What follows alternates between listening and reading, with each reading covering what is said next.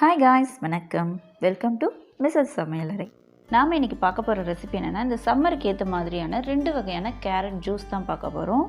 அதுக்கு முன்னாடி நம்ம சேனலை இப்போ தான் நீங்கள் ஃபஸ்ட் டைம் பார்க்குறீங்கன்னா, உங்களுக்கு பிடிச்சிருந்தால் மறக்காமல் நம்ம சேனலை சப்ஸ்கிரைப் பண்ணுங்கள். இப்போது கேரட் ஜூஸ் எப்படி பண்ணுறதுன்னு பார்க்கலாம். ஃபஸ்ட்டு இந்த கேரட் ஜூஸ் செய்கிறதுக்கு ஒரு மிக்சர் ஜார் எடுத்துக்கலாம். அதில் 2 கேரட்டை கட் பண்ணி சேர்த்துக்கலாம். கேரட் சேர்த்ததுக்கப்புறமா ஒரு ஆரஞ்சு அதை புழிஞ்சு விட்டுக்கலாம். கேரட்டோட இந்த ஆரஞ்சு ஜூஸ் சேர்த்து நம்ம ஜூஸ் பண்ணும்போது டேஸ்ட் டிஃப்ரெண்ட்டாகவும் சூப்பராகவும் இருக்கும்.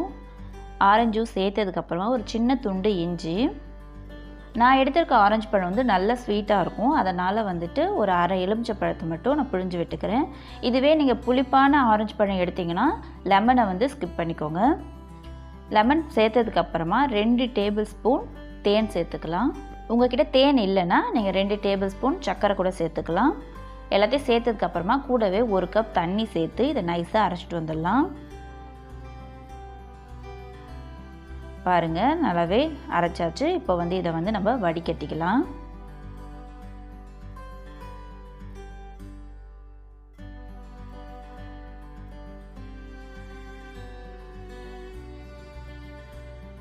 இப்போ நம்ம கேரட் ஜூஸை வடிகட்டியாச்சு. இப்போ இதை நம்ம வேறு ஒரு டம்ளருக்கு மாற்றிக்கலாம். ரொம்ப ஹெல்த்தியான கேரட் ஜூஸ் ரெடி ஆகிடுச்சு. இந்த கேரட் ஜூஸில் ஆரஞ்சு, தேன் இதெல்லாம் சேர்த்து செய்கிறதுனால ரொம்ப ஹெல்த்தியானது, குழந்தைங்களுக்கும் ரொம்பவே பிடிக்கும். இந்த கேரட் ஜூஸை இதே மாதிரி உங்கள் குழந்தைங்களுக்கும் நீங்கள் செஞ்சு பாருங்கள். அடுத்து நம்ம பார்க்க போகிற ரெசிபி என்னென்னா கேரட் மில்க்ஷேக். நம்ம இந்த கேரட் மில்க்ஷேக்கில் சுகர், ஐஸ்கிரீம் எதுவுமே சேர்க்காமல் நல்லா க்ரீமியாக எப்படி செய்கிறது தான் பார்க்க போகிறோம். இந்த கேரட் மில்க்ஷேக் பண்ணுறதுக்கு ஃபஸ்ட்டு நான் ஒரு மிக்சர் ஜார் எடுத்துக்கிறேன். அதில் 2 கேரட்டை பொடியாக கட் பண்ணி சேர்த்துக்கிறேன்.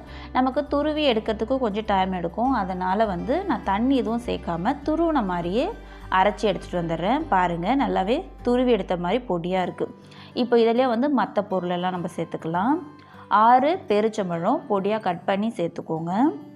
இந்த கேரட் மில்க்ஷேக்கு ரொம்ப முக்கியமானது இந்த பேரிச்சம்பழம் தான், அதனால் கண்டிப்பாக பேரிச்சம்பழத்தை சேர்த்துக்கோங்க. இது கூடவே ஒரு 7 முந்திரி பருப்பை உடச்சி சேர்த்துக்கிறேன். இது கூடவே நான் இனிப்புக்காக 5 டீஸ்பூன் நாட்டு சர்க்கரை சேர்த்துக்கிறேன். நீங்கள் நாட்டு சர்க்கரை உங்கள்கிட்ட இல்லை அப்படின்னா ஒயிட் சுகரே நீங்கள் சேர்த்துக்கலாம். எல்லாத்தையும் சேர்த்ததுக்கு அப்புறமா ஒரு 1/4 கப் காய்ச்சி ஆற வச்ச பால் சேர்த்துக்கலாம். சேர்த்துட்டு இதை நைஸாக அரைச்சி எடுத்துகிட்டு வந்துடலாம்.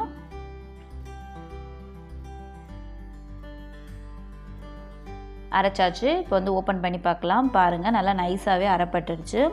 இப்போ இதில் நம்ம பால் சேர்த்துக்கலாம். நான் இன்றைக்கி 2 பேருக்கு செய்கிறதுனால 1/2 கப் பால் சேர்த்துக்கிறேன்.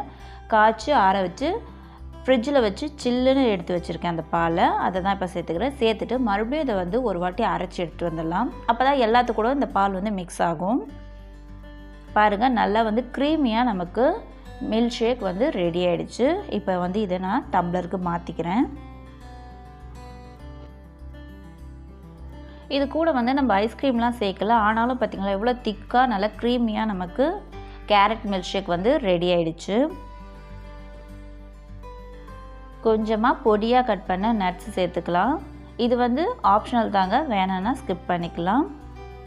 இந்த வீடியோ உங்களுக்கு பிடிச்சிருக்கோன்னு நினைக்கிறேன். பிடிச்சிருந்தால் நம்ம சேனலை மறக்காமல் சப்ஸ்கிரைப் பண்ணுங்கள்.